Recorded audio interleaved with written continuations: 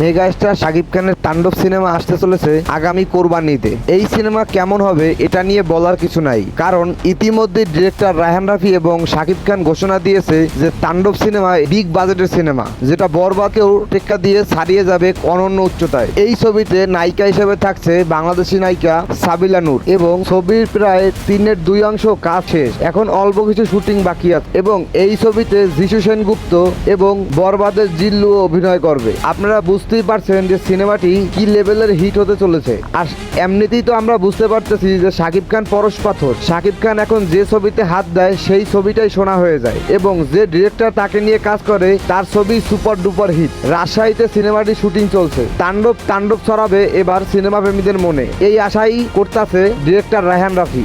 তো আজকে এই পর্যন্তই। সবাই ভালো থাকবেন, সুস্থ থাকবেন। ভিডিওটি ভালো লাগলে লাইক, কমেন্ট এবং সাবস্ক্রাইব করে যাবেন। ধন্যবাদ সবাইকে। আসসালামু আলাইকুম।